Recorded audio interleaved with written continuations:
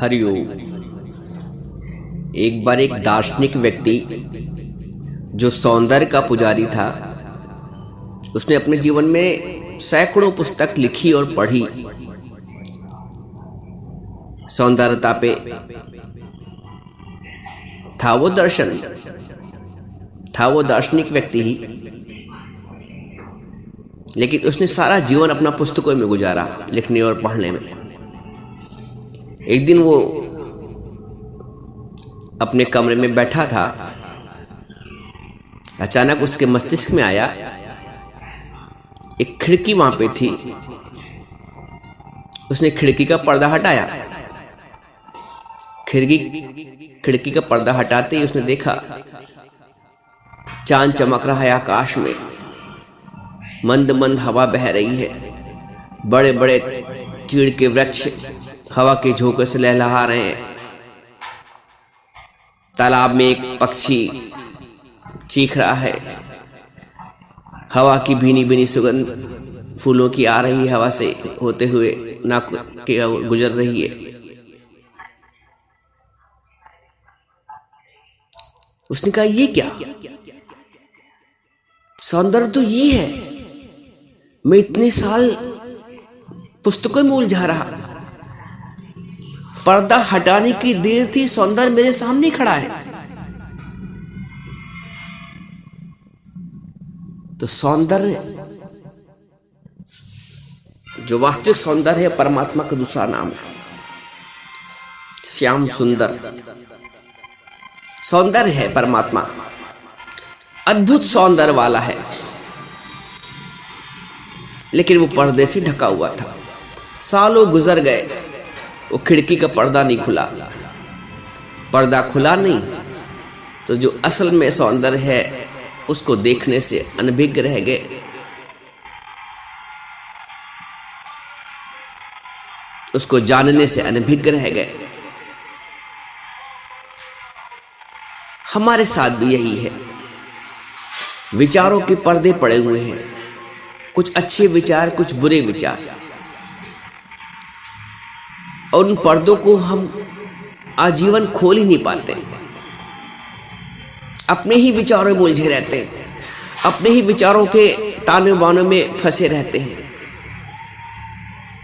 तो हमें असली सौंदर्य का दर्शन नहीं हो पाता है, हमें उस परमात्मा का दर्शन नहीं हो पाता है। लोग ध्यान करते हैं, अब जब ध्यान करने बैठते हैं तो तमाम विचार आके घेर लेते हैं। पर्दे पे पर्दा लगा रहता है, वो पर्दा हट नहीं पाता तो ध्यान लग नहीं पाता है। असल में पर्दा हटाना ही ध्यान लगाना है। हम दूसरी तरफ से चलते हैं, हम ध्यान लगाते हैं। ध्यान कैसे लग पाएगा जब इतने पर्दे पड़े हैं, तो उस पार कैसे देख पाएंगे। जिस दिन ये पर्दा हट जाता है ख्यालों का, हमको असल सौंदर्य के दीदार हो जाता है। हर आदमी अपने विचारों से उलझा हुआ है और उससे आजीवन छूट ही नहीं पाता है। तो परमात्मा का दर्शन कैसे होगा? अपनी ही बनाई सृष्टि में उलझ गया है, जिसको मनोमय सृष्टि बोलते हैं। अपनी ही भगवान की सृष्टि ने तो कहीं दुख बनाया ही नहीं है। मनुष्य ने अपनी सृष्टि का खुद निर्माण किया अपने विचारों से। अपने ही विचारों की बनाई सृष्टि में उलझ गया इतना कि छूट नहीं पाता है। इतने गहरे ताने बानों से अपने आप को जकड़ लिया है और आखिर तक छूट नहीं पाता है। आपने देखा कभी मकड़ी को? मकड़ी अपना जाला बुनती है और खुद उसमें फंस जाती है, और जब उसको छूटना होता है तो स्वयं वो अपना जाला खा लेती है और छूट जाती है, मुक्त हो जाती है। तो मनुष्य ने भी अपना ताना बाना, अपना जाल खुद बुन लिया है और खुद फंस गया है। अब खुद ही मकड़ी की तरह उसको खाना पड़ेगा। इतनी उलझने जीवन में, इतनी डोर उलझ गई है कि सुलझाते सुलझाते जिंदगी की शाम हो जाती है और डोर सुलझ नहीं पाती है, उसी में उलझे रहते हैं। इसलिए जीवन में तृप्ति नहीं हो पाती। वो जो सुखद अनुभूति होती है पर्दा हटने के बाद वो नहीं हो पाती, क्योंकि पर्दा हट ही नहीं पाता है। आवश्यकता है अपने विचारों, अपने ख्यालों से मुक्त होने की। जब तुम ध्यान में बैठते हो तो और ज्यादा विचार घेर लेते हैं, और ज्यादा ख्याल सामने आ जाते हैं, तो तुम्हारा प्रोसेस ही गलत हो जाता है। सांसारिक विचारों को भगवत विचारों से हटाएं। कपड़ा गंदा है तो उसको सर्फ लगाना पड़ता है, साबुन लगाना पड़ता है, तभी वो साफ स्वच्छ होता है, निर्मल होता है। मन भी ऐसे ही निर्मल होगा जब तुम सत्संग की गंगा में, सत्संग ज्ञान के साबुन से उसको नहलाओगे। तुम संसार के साबुन से गंदगी को कैसे धो सकते हो?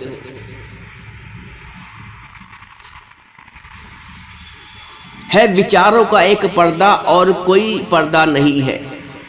तेरे अंदर ही तो वे छिपे हैं, फिर भी कहता है दिखता नहीं है।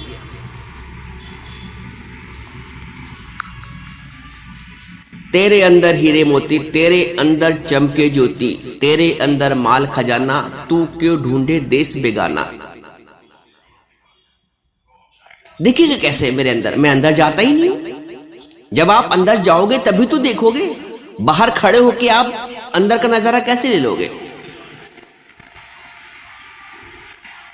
मंदिर, मन के अंदर गए, मैंने एक बार बताया था न, मन के अंदर गया,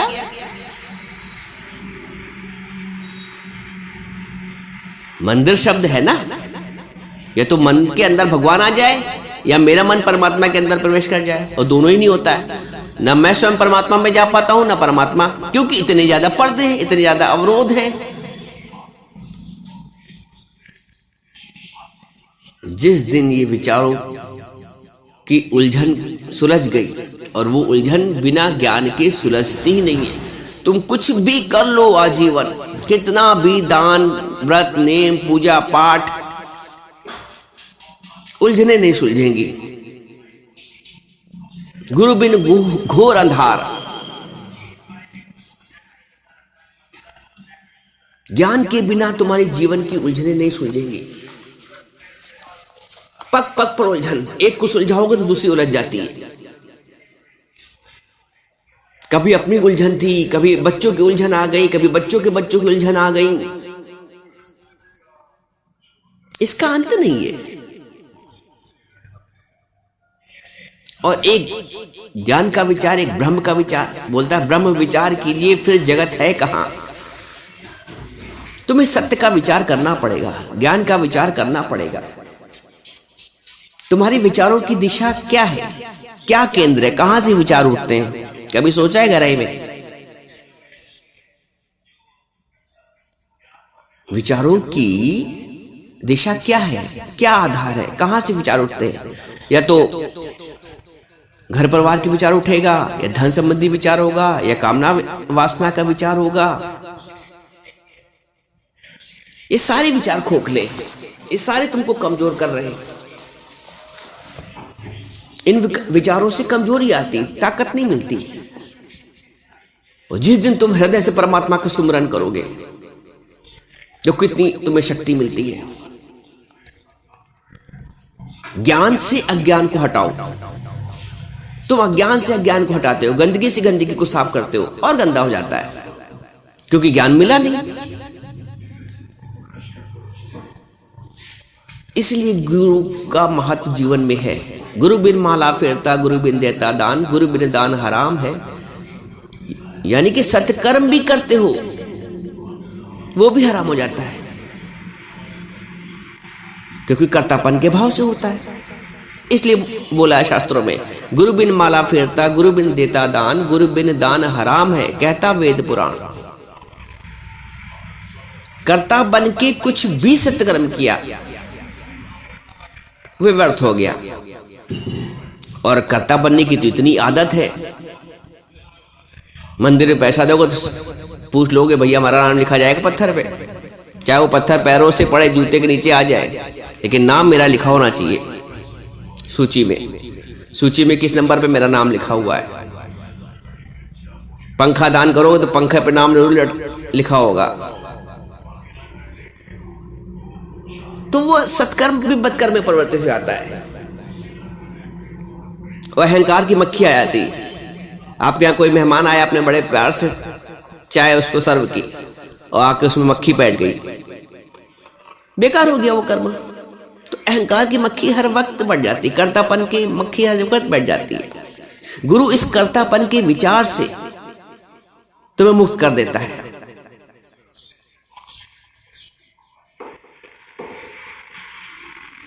क्योंकि सृष्टि में सब नियम से चल रहा है। तुम्हें लगता है तुमने दिन किया, तुमने रात बनाई, तुमने फूलों को खिलाया, तुमने वनस्पति को उगाया, तुम धरती को रोटेट कर रहे हो, चला रहे हो, घुमा रहे हो, तुम कुछ नहीं कर रहे। जैसे तुम यहां कुछ नहीं कर रहे वैसे तुम अपनी सृष्टि में भी कुछ नहीं कर रहे हो। वो परमात्मा की सत्ता से ही हो रहा है। तुम्हें ये भ्रम है कि मेरे द्वारा हो रहा है, तुम्हें ये भ्रम है कि मेरे द्वारा हो रहा है, और मेरे द्वारा हो रहा है, तुम्हें ये भ्रम है, तो तुम उससे परिणाम भी मांगते हो। कोई इसको माने, कोई इसको समझे, कोई इसका धन्यवाद करे, कोई महसूस तो करे हाँ मैंने अपना जीवन खपा दिया तुम्हारे साथ। अरे शक्ति थी परमात्मा की, कर दिया। कर्म प्राणी मिले हुए सबके साथ कर्म कर दिया। कर्म काट के अपना फ्री हो जाओ। कर्मों की खेती की फसल काटना है मनुष्य जीवन में, नए कर्म बनाना नहीं है। तुम पल पल पर नए कर्म बनाते हो, और नए कर्म बनेंगे कर्ता बन के तो फिर वो काटना भी पड़ेगा। अच्छे कर्म बनेंगे तो अच्छी खेती फल। तो ज्ञानी इसलिए अकर्ता हो जाता है। गुरु हमें अकर्ता कर देता है। जो कर्तापन का अभिमान है वही खत्म कर देता है। तो बचता कौन है फिर? परमात्मा बचा। जब तुम नहीं हो तो कौन है? प्रभु। तो प्रभु रहे वो अच्छा है ना कि मैं रहूं। एक ही चीज रह पाएगा, या तो मैं रह गया तो हरि रहेगा। मैं था तब हरि नहीं, अब हरि है मैं ना। सिंपल सी बात, हर जगह भगवान को प्रकट करो। एक काम तुम्हारा बस दिन भर का, भगवान ही है। भगवान ने चाय बनाई, भगवान ने खाना बनाया, भगवान ने ऑफिस गया, भगवान व्यापार करता है, भगवान ही ग्राहक है, भगवान ही दुकानदार है, भगवान ही बॉस है, भगवान ही कर्मचारी है। देखो है भी सत्ता वही।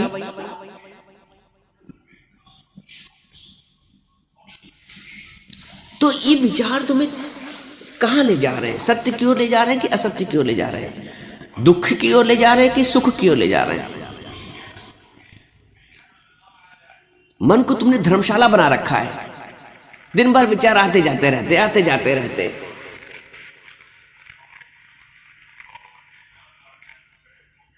एक बुरा विचार तुम्हें गड्ढे में ढकेल गया, एक बुरा विचार सिर्फ।